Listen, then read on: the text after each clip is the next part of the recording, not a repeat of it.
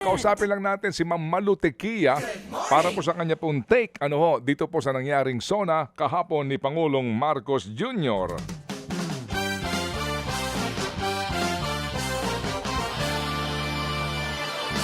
Professor Malu Tequia, ang founder nga po ng Publicus Asia. Professor, Yes. good morning. Opo, tinatawagan natin siya ngayon. Ayan na siya. Ayan na, Professor. Good morning, DJ Chacha. Good morning, Manong Ted. Hello, Magandang umaga ma. sa inyong mga nanonood at tagapakinig. Hello, Naku, Ma'am thank you, Malu. ma'am. Good morning. Okay, gotcha. Thank you po for being on the show. Ma'am, ano pong reaksyon ninyo sa naging SONA nga po ng Pangulong Marcos Jr. kahapon? Well, wala namang bago dun sa sinabi niya. Parang ang lumalabas, walang vision, speech, it's all resibo. Ito na yung nagawa, ito yung gagawin. Sinabi niya sa isang statement niya na hindi na reactive ang administrasyon, proactive na. In fact, he introduced the word predictive.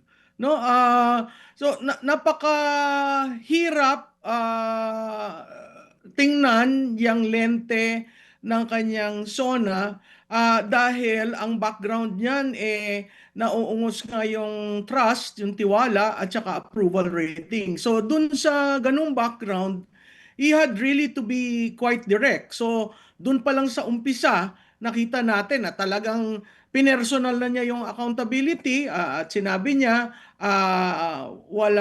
hindi siya presidente sa pamilya. So that actually was the real story of the SONA. Ngayon, titingnan natin kasi sinabi niya it's up to the Ombudsman and the National Prosecution Service to seek redress on the issue of the flood control. Tapos meron siya doon sinabi na move on na tayo. Hindi makaka-move on ang mga Pilipino hanggat hindi natin nasasarahan yung issue ng flood control. Kasi napakalaking pondo yung nawala. In fact, dun sa speech niya, merong contradictory kasi sinabi niya may 250 billion ang nabawi. Pero 800 million lamang ang nabalik sa treasury. So that's a low 32%, 0.32%. So kung talagang seryoso yung effort, dapat yung nabawi reflected na yon sa treasury natin, no? Pero hindi ganoon ang nangyayari.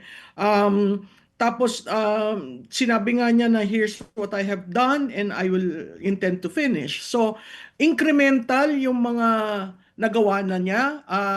Hindi, kung i-compare mo yung from the first SONA to the fourth SONA na vision, na may malalaking proyekto at malalaking mga salita, ito talagang incremental lamang using yung ito ang mga nagawa ko. Pero pag titingnan mo, sa magkakaroon ngayon ng fact-checking kasi dun sa education, parang hindi naman daw totoo na ganon lumaki yung sweldo, nagbigay ng smart screen, ng laptop, etc. So, titingnan natin yan isa-isa. Kahit dun sa MRT7, partial completion targeted 2027, pero ang full completion yun, 2028. Dun sa adoption ng electric vehicles, sabi niya 50%, pero adoption goal nun sa 2040. So, meron siyang mga sinasabi na kailangan ma-fact check para talaga makita ano ba talaga ang nangyari. Pang-apat, siguro makita mo yung political fraction, DJ Chacha, no? Nakita natin na yung mismong kapatid ng Pangulo nagkomentaryo, hindi pumunta at nagkomentaryo at magbibigay yata ng kontrasona mamaya. So, ang kabuuan nun, merong sinabi tungkol sa corruption pero parang walang accountability na sa institusyon at kung hahabulin ang accountability, iyon ay nasa ombudsman at nasa prosecutorial arm ng DOJ.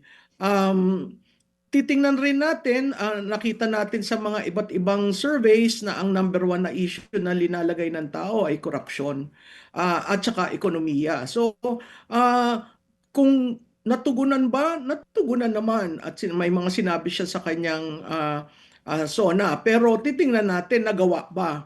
Kasi iba yung sinabi mo at iba yung ginawa. So ang nakikita natin dito sa administrasyon, may trust deficit at yung execution napakabagal. So tingnan natin kung ano mangyayari in the succeeding days. Okay, so Prof, gaya po ng iba, no, ang iniisip ay sa haba, no, salita niya ng mga umano ay nagawa na ng kanyang panunungkulan, sa kanyang panunungkulan, at yung detalye, no, ng mga ayuda tungkol din sa maifip, etc.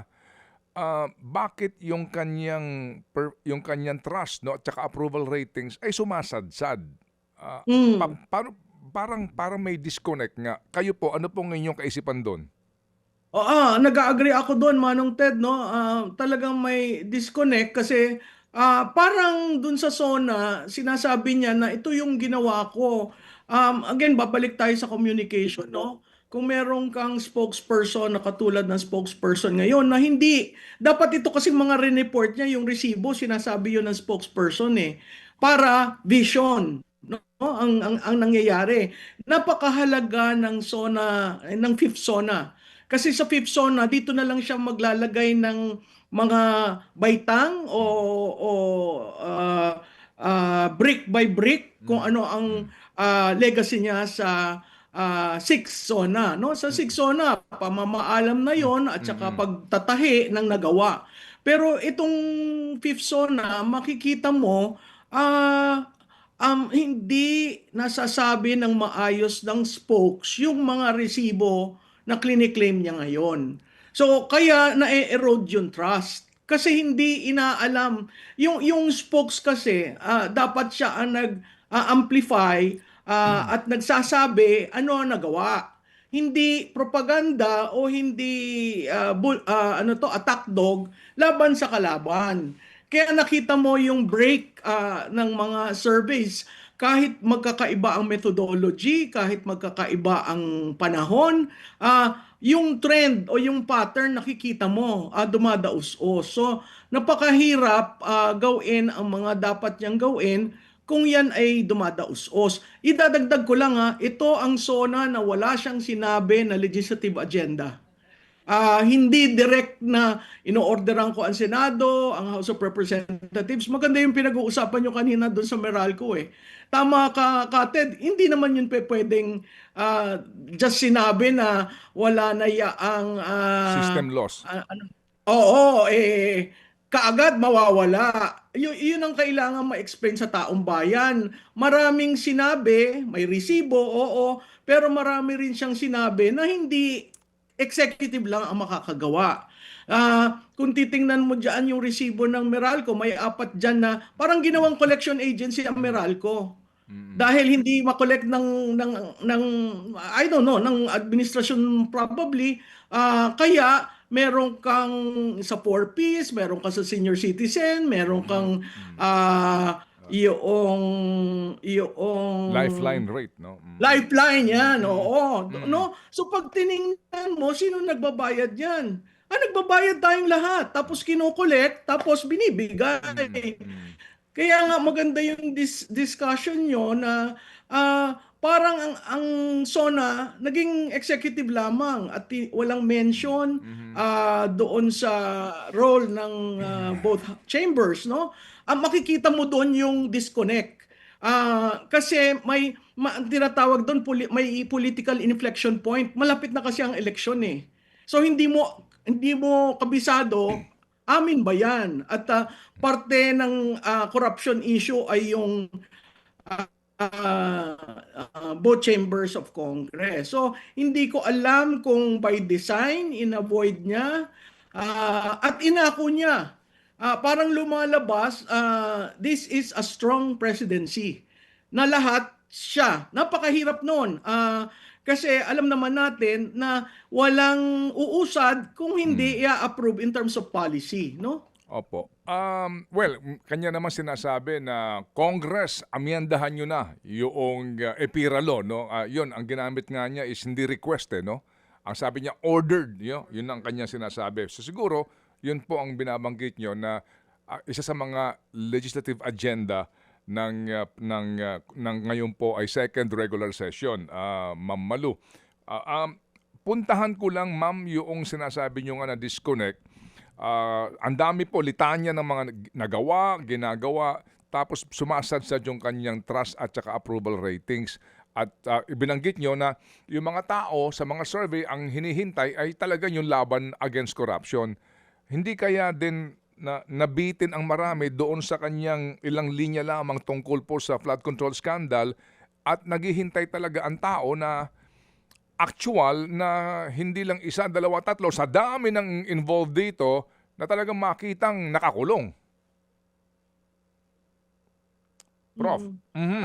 Alam mo, Manong Ted, nagulat ako na sa una palang pasok nung kanyang SONA, yung kaagad ang inaddress niya. Mhm. So, politically, it was good dahil inaddress niya yung elephant in the room.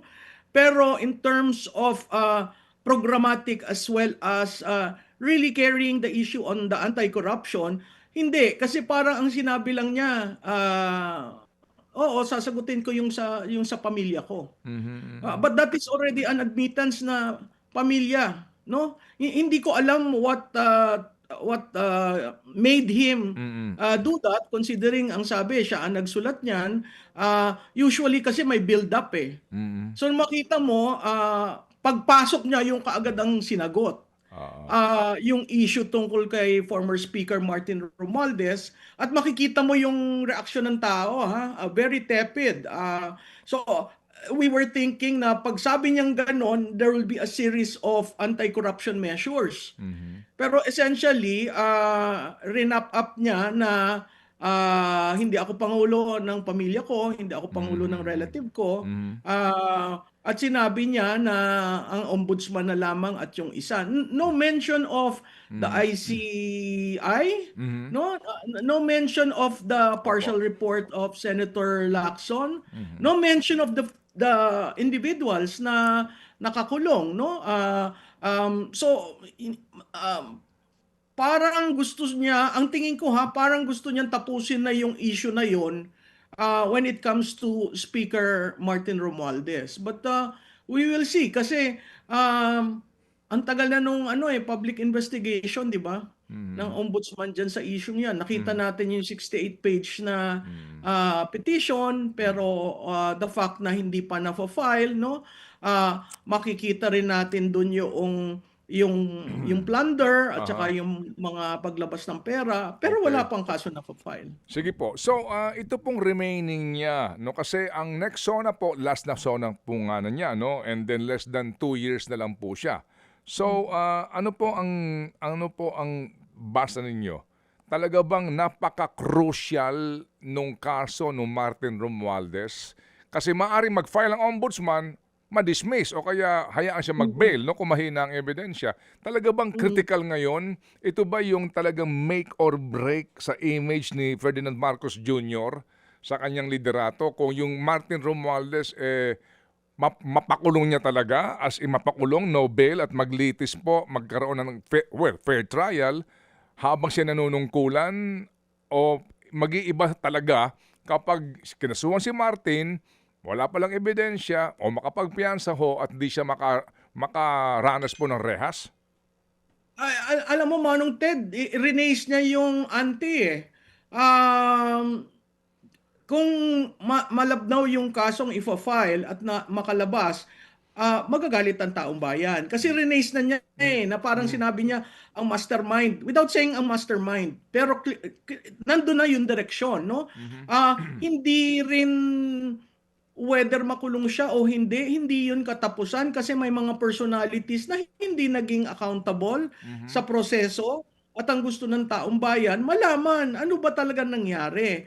Specific dyan si Secretary Pangandaman na siya lang ang makakapagsabi nung SARO at Mhm. notice of cash allocation na Mhm. lumabas, no? At yung ding Bersamin, no? Mhm. So hindi buo yung storya. Parang gustong iwalis na sa ilalim ng rug yung ibang mga personalities. In fact, na-recycle yung iba. Pero ang pakiwari ko, ang tingin niya, it will end with Speaker Martin Romualdez. Merong isang study na ang mga tao gustong malaman anong connection ng mga naalis na nag-resign. So Opo. hindi siya do it all na makulong si Speaker Martin, that's it. Kailangan mabalik yung pondo, kailangan malaman ng taong bayan ano nangyari kasi hindi tayo makakapag-institute ng accountability measures Okay. sa budget hangga't hindi natin nalaman paano nangyari yan. Opo. Critical yung desisyon ng oral arguments ng Supreme Court. So lahat ito bubuo ng sitwasyon na ano ba talaga nangyari.